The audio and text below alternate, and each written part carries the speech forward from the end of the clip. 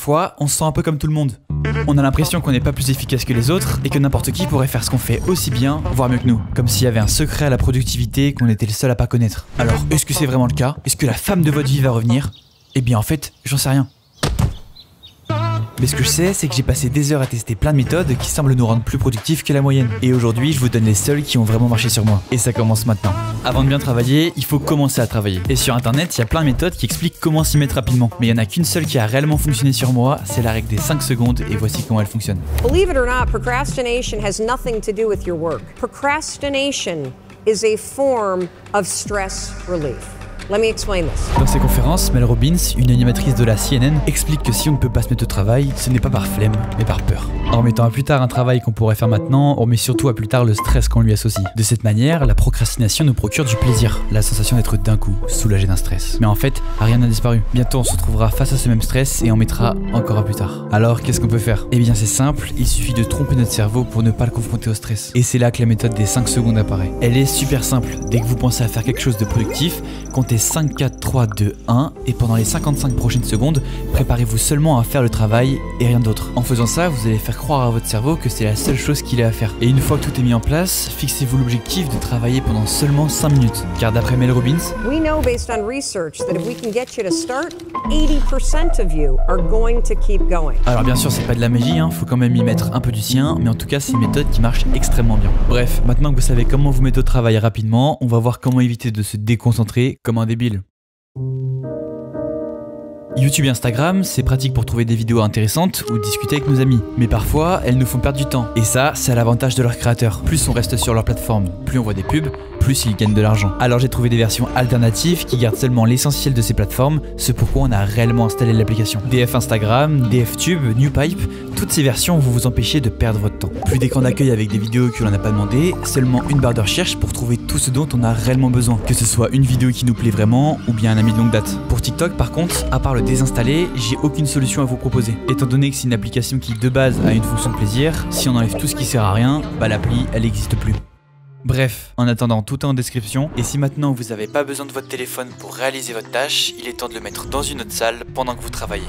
Bon ok, l'astuce peut paraître vraiment simple, mais elle fonctionne vraiment bien. Parfois, alors qu'on doit quand même travailler, on sort notre téléphone, par réflexe, alors qu'on n'en a pas vraiment besoin. Maintenant, si on le prend et on le met dans une autre salle, on doit trouver une vraie raison de se lever et aller le récupérer. Et si on n'en trouve pas, bah on reste assis et on continue de travailler. Bref, ça a l'air logique, mais c'est hyper efficace. Donc vraiment essayez et vous verrez que ça marche plutôt bien. Normalement, avec tout ce qu'on vient de voir, vous êtes prêt à travailler sans être déconcentré. Et si maintenant vous voulez tirer le meilleur de vous-même pendant que vous réalisez votre tâche, la technique est simple, prenez une bouteille d'eau et buvez-la jusqu'à la moitié. Ça a l'air bête comme ça, c'est une technique dont personne ne parle et pourtant elle est hyper efficace. Voici comment elle fonctionne selon la science. There are chemical signals, which is the movement of water across those aquaporin channels, sends information to the areas of the brain that are associated with so-called sympathetic arousal and makes us more alert. If we have consumed too much fluid prior to sleep and we need to urinate, we wake up. And that alertness is what translates to the enhanced cognitive abilities that we have when we are well hydrated. Alors vous faites pas avoir en vous disant que c'est trop évident, la prochaine fois prenez une bouteille d'eau, buvez-la et vous verrez la différence.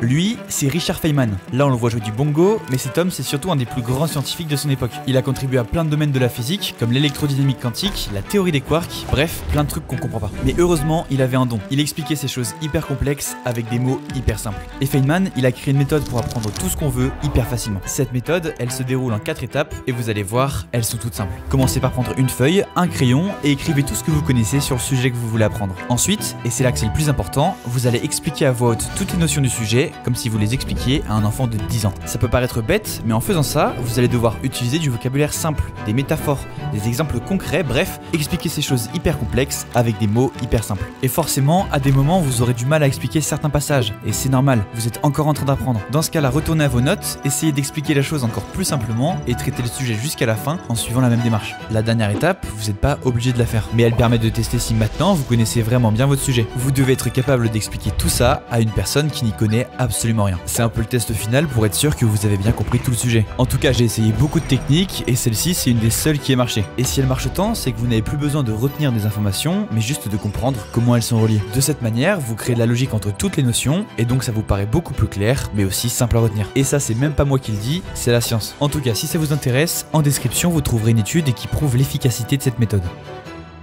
Bref, pour finir en citant un mec connu, si vous ne pouvez pas expliquer quelque chose simplement, c'est que vous ne l'avez pas bien compris. Pour mieux chercher sur internet, on peut utiliser des Google Docs. C'est des termes qu'on met à la fin d'une recherche Google et qui agissent comme des filtres pour avoir des informations plus précises. Par exemple, celui-ci, je le mets à la fin de ma recherche, ici sur le traitement du cancer, et Google me trouvera des sources fiables en se basant sur des sites gouvernementaux. J'ai plus qu'à choisir celui qui me plaît et peaufiner mes recherches. En voilà un autre qui me permet de trouver des travaux déjà finis sous forme de PDF. Bref, si ça vous intéresse, il en existe plein d'autres, je vous mets tous en description. Et maintenant, il ne reste plus qu'une dernière technique à apprendre, et pas des moindres.